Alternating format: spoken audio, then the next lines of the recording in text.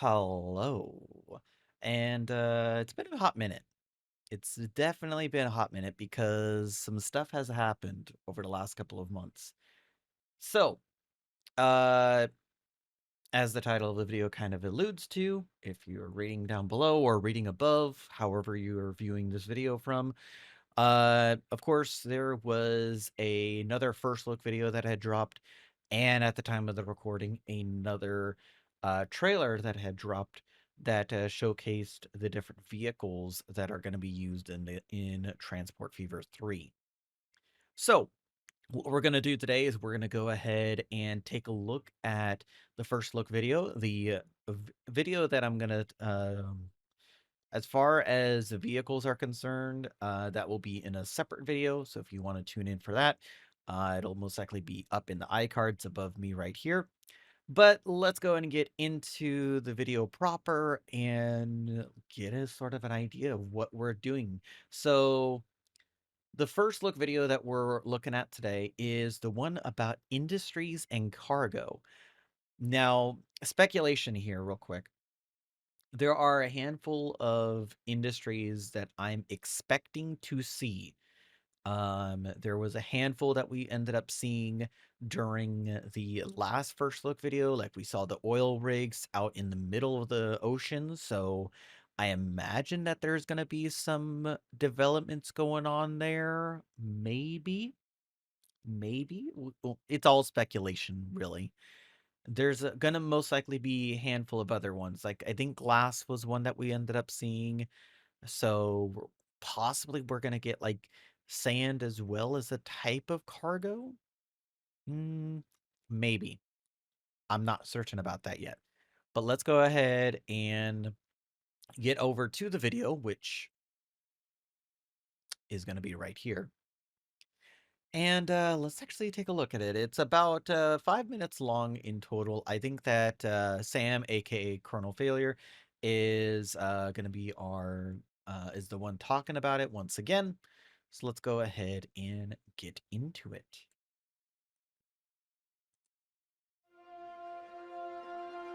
Welcome back to Transport Fever 3 First Look. Last time around we gave you a tour of the new environments in the game and talked about how terrain influences your decisions. It was great, and if you haven't watched it, you should. Today we're concentrating our attention on another area of the game that has been significantly reworked and upgraded. Industries, cargo, and the economy that ties it all together. Our number one objective with the new game has been to radically change the tycoon side of the game. Early settlements will require only a couple of basic products to start to grow. As populations increase, the volume and variety of demanded goods will as well, taking you from simple deliveries into products requiring many stages of production, like books. Okay, so that's some interesting sort of context to get started with. Essentially, as you progress in the game, you're not getting all of the different cargo resource types that you need to go and produce right away for any individual settlement or town. So what this is telling me is that each of the towns are going to be radically different in terms of how they're going to want cargo, what type of cargoes they're going to need during what points throughout any time frame. So like for example, during like the 1850s, they could end up wanting a high number of, like, say, packaged fish, for example, or and then by the turn of the 19th century or 1900th century, uh, they go ahead and make a radical difference, saying like, we'd rather want to go ahead and get whiskey rather than fish or something like that. Maybe that's something that's going to be explored, but obviously speculation right there. Let's go and continue on. Sam does have a really good point to go and make about this, I assume. Industry reacts to the needs of your settlements by opening new facilities in response to product demand. Okay. And the more you use raw material industries, the larger those suppliers will become. If you want to maximize the growth of an industry, you'll need to plan carefully to avoid blocking its expansion. The products your cities demand will vary based on the environment you're playing in. And we've greatly expanded the number of total industries in the game to over 30, with individual Really? settlements in the game requiring up to Okay. 12 different end products. Each industry will Okay, hold up. Backtracking here a little bit. Over 30 different cargo resource types. That significantly changes the game's proper, okay? Hold up. I'm gonna take a look here. Transport Fever 2, cargo types. Transport Fever 2 has a variety of cargo types, but I don't think that the number is 30. Let's see. No, not okay. So in Transport Fever 2, you of course got coal, construction materials, crude for from oil wells and such, food, fuel, goods, grain, iron ore, livestock, logs, machines, oil, planks, plastic, slag, steel, stone, and tools. In total, that's what? 16? No, that's 18 different resources. Okay. Interesting. Very interesting. So, as far as raw material is concerned, you have grain, iron ore, livestock, logs. You also got stone, and you got coal and crude oil. Am I missing something there? Oh, yeah. Well, yeah. No, you got stone. Yeah, that's all of the raw material. So that's 6 different raw materials.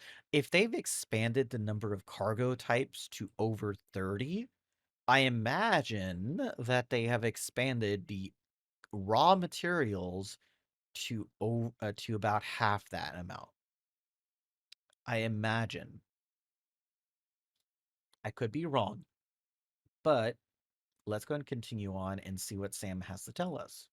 Would require entirely different logistical thinking if you're going to make them work. Attempting to build an agricultural economy in the tropics or heavy mining in the desert require very different approaches. Offshore industry has been introduced to the game, giving you a good excuse to establish a navy of sorts. You could use helicopters to transfer the cargo, right? That'd look cool.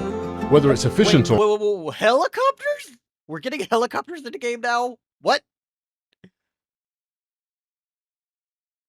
Okay, this is most likely something that I'm gonna end up seeing inside the vehicles over a vehicles trailer, but we're getting helicopters in the game now?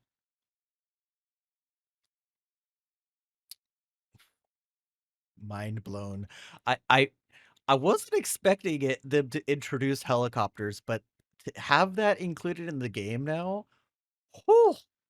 I like that. I like that a lot. Or not, who knows?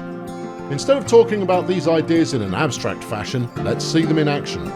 Here we've got a town that's very eager for us to deliver beverages from the nearby brewery. Easier said than done. We're first going to need glass and a ready supplier of grain, such as this farm. Building a road out from the farm, we're also changing the land around it. Make too much of a mess of the environment or remove plots of land and you may impact future productivity you'll need to keep up with demand. That sounds very much like a problem for future me, however, so we'll press on and connect the road to the brewery, creating a new line to deliver the grain supply. Setting up a supply chain has another new feature you'll probably have noticed already. Trucks can now complete their routes directly within the industry itself. Yes! I'm glad they finally introduced this. Picking up and dropping off cargo inside of the industry building proper. Oh. I've been waiting for something like this to happen for the game. Now it makes a lot more sense to go and use the cargo drop-off and pickup points at the actual, like, cities themselves. Or at distribution centers that you can end up making. Ooh, ooh. Thoughts are rolling inside of my head right now. Way too many thoughts. Sam, you are, like, giving me juicy bits of details. There is a catch to this, however. While this is a quick and easy connection to make, it's also slow. The sand for the production of glass is coming in by sea, but we're going to need somewhere to store it while it waits for trucks to come and pick it up. A bulk warehouse is the tool for the job. Warehouses work as cargo hubs and logistics centres and are a means of storing and distributing resources from multiple sites. For optimum efficiency, warehousing can be specialised to handle liquids, bulk materials, end product goods, or flatbed components, or you can leave them as general storage if you need the flexibility. Okay. Having arrived at the glass factory, production is on target. We can make it more effective by adding new station modules that will improve loading speeds, as you can see here. The dedicated bulk material module at this truck stop will turn around deliveries much faster, although it comes at a cost of extra land and additional pollution. Coupling this with trucks that Pollution? focus on moving Hold bulk up. material. We got pollution in the game now? Oh, no. Oh, my. That's going to be interesting. I wasn't expecting to see that happen already. Okay. And that delivery speed is further improved. Efficiency will only get you so far. There will come a time when one raw material supplier alone won't be able to keep up with demand. Supplying industries with additional workers or specialist products like machine parts can boost production beyond normal capacity. Industry will work just fine without these extras, but surely it can be worth putting in a little more effort to avoid having to hook up a second industry before you absolutely need to. Decisions. Our brewery seems to be running smoothly now, so that's the full industry chain complete, and it will hopefully keep many towns nicely hydrated for many years to come. In this case, we knew exactly what we wanted to accomplish, and there are far more benefits to be had if we take on a special subsidy contract while we build. Fail that contract though, and a subsidy will become a penalty. There's a term for that you may be familiar with: risk versus reward. There is We got subsidies in the game now? Oh, that's gonna be interesting. That plays into a whole nother aspect of freaking tycoon management right there. Oh, okay. We're gonna continue the video here because there's a lot to digest within this video. Oh, so much more to moving cargo in Transport Fever 3. Efficiency is one part of the challenge, delivering on time is another, and the combined effect on the happiness of settlement populations is at stake if you want to maximise their growth, but that is a topic for another episode. That's it for this time. Thanks for watching. We'll be back soon with another First Look video. Hope to see you there.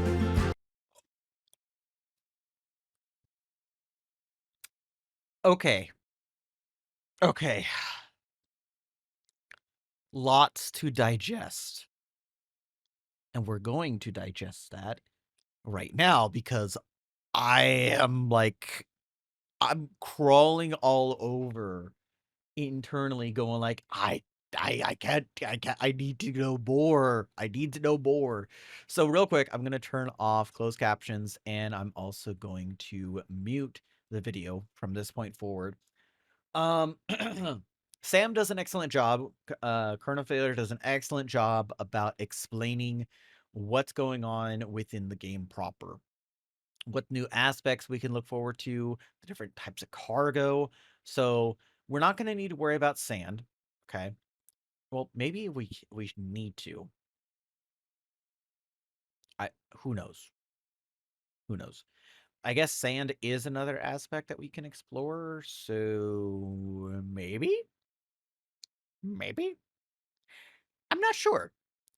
So let's go and take a step back and get an idea as to what we were going over. So I'm gonna quickly went over here. So here is where they're kind of like showcasing to us like how the industries will actually expand. We end up seeing this sort of like visual representation here of them adding in additional buildings to an industry. And this is something controlled by the industry themselves. This is not something controlled by us. However, one aspect that is controlled by us is how much space we give to that said industry for it to expand. Because obviously, if we don't give it the space to expand, it's not going to expand. And that's kind of a critical component when it comes to this itself.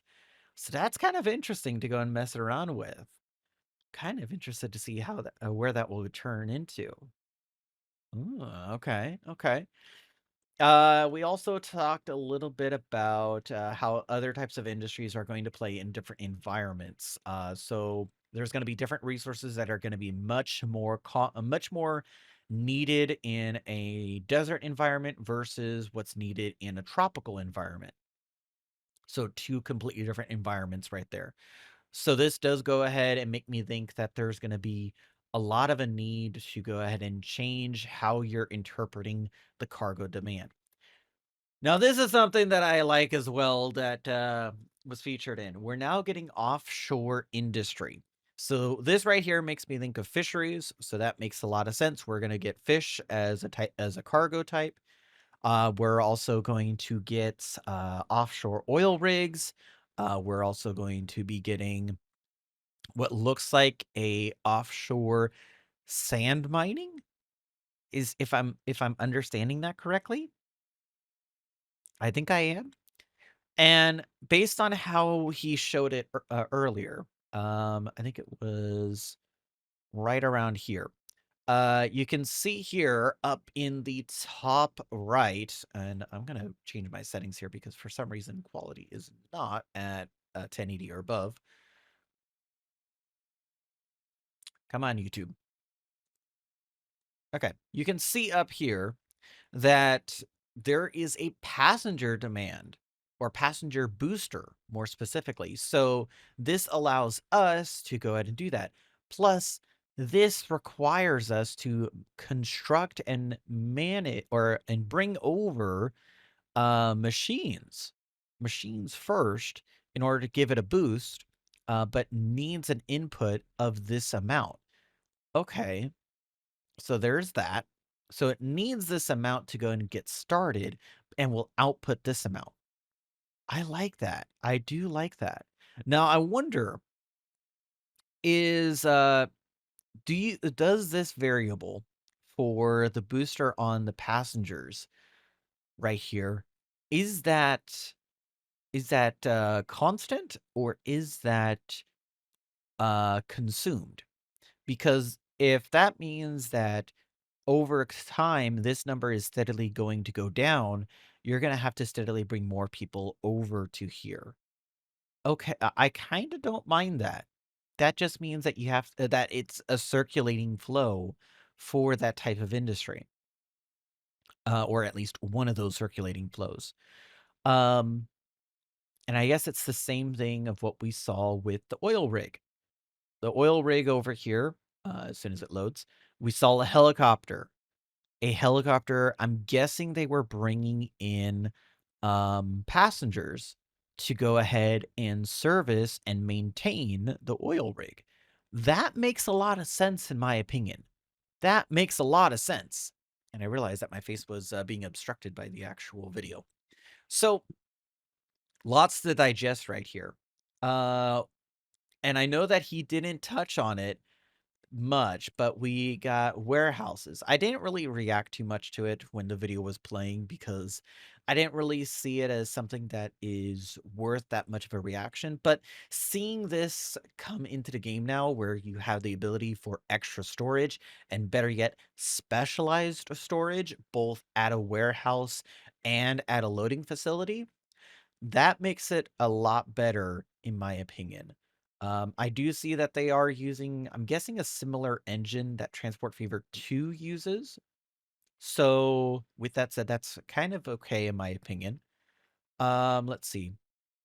What else did we end up seeing? I'm going to skim through here a minute because I think I saw something that I wanted to touch on. So he did go and mention how industries were uh, now it was something that you can go ahead and set up. Yeah, right here is where he showcases it. Okay, right here he showcases, and I'm gonna go back a few seconds.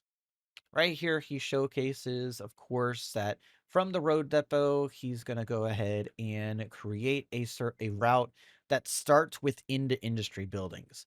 This is something that a lot of Transport Fever fans have been asking for. And by asking for, I don't mean where they're like, "Oh, we would really like this." It's been vocalized a lot. People are like, "Oh, I really want to be able to go ahead and be able to take cargo directly inside of the building rather than putting it into a nearby like warehouse or nearby truck stop."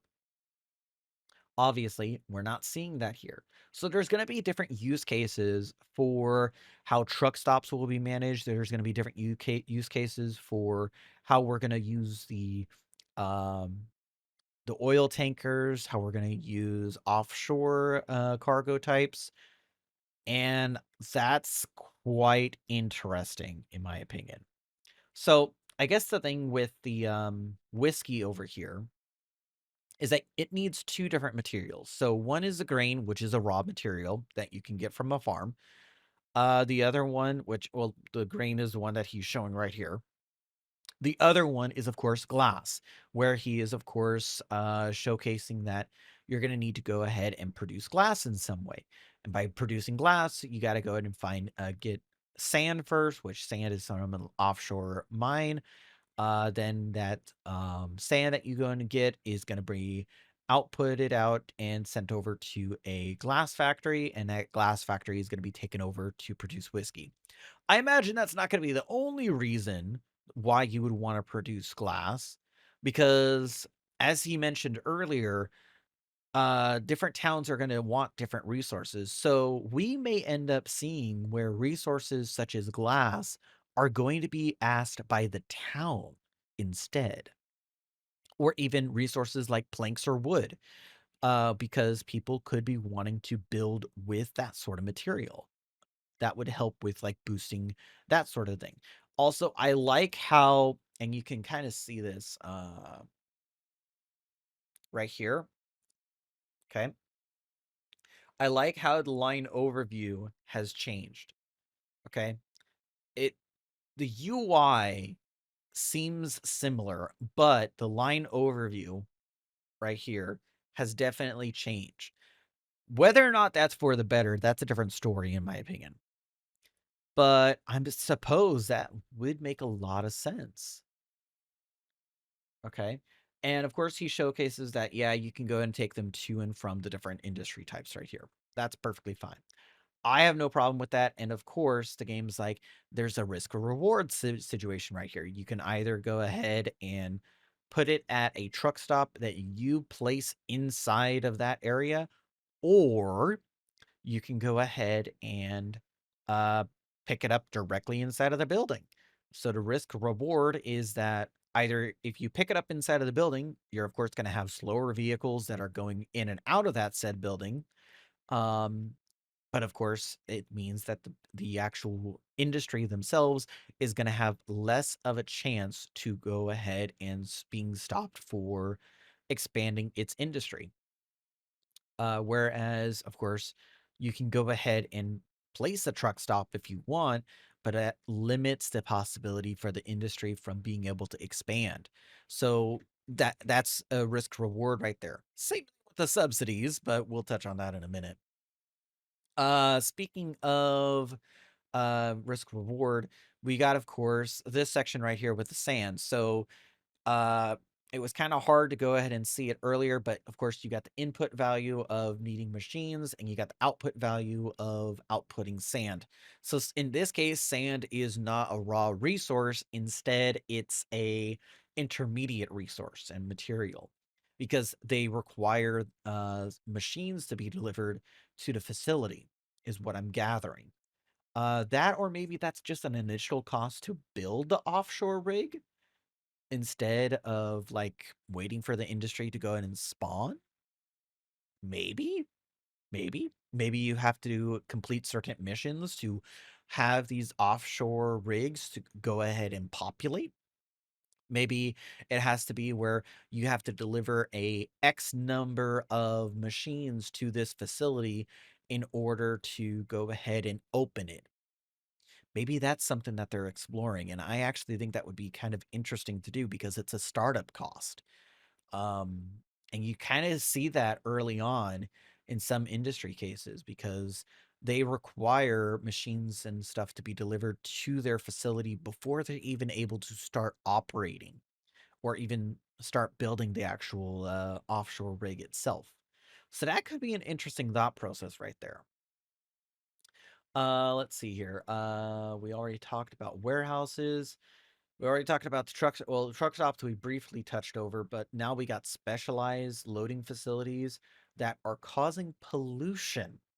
So pollution is a mechanic in the game now. I don't know how I feel about that. Maybe it's something to worry about. Maybe it's not. But to each their own, I suppose. To each their own. And then let's see here. Let's go and move ahead.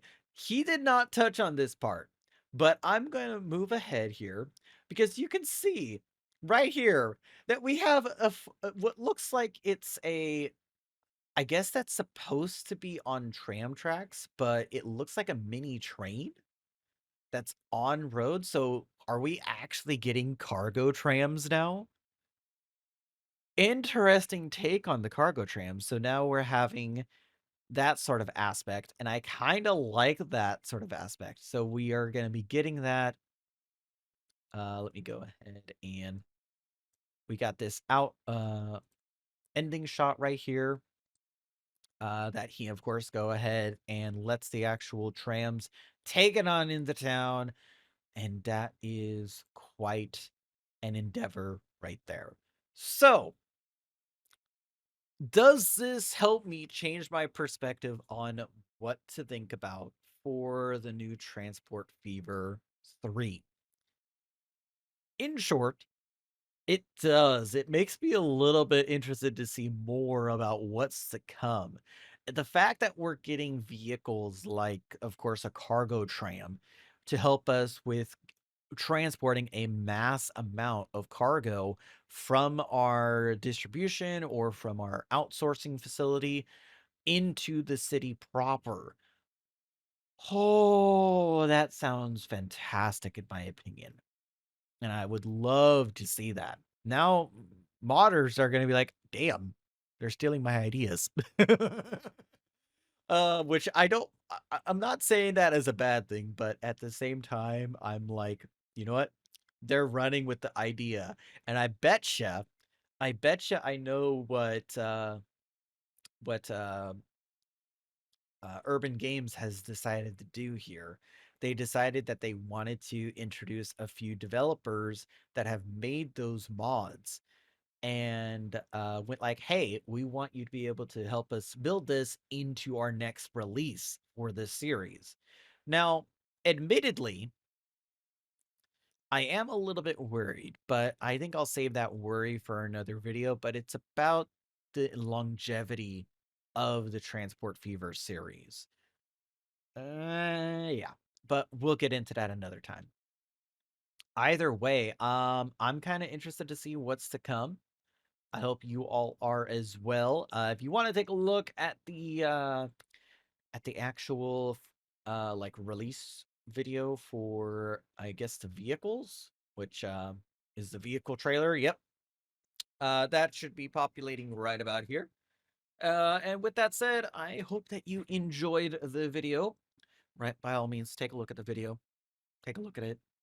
I don't know about you, but I worked hard on this video. I haven't recorded it yet according to this video's timeline, but I worked hard on this video as well. So let me know, and I hope you enjoy what's to come.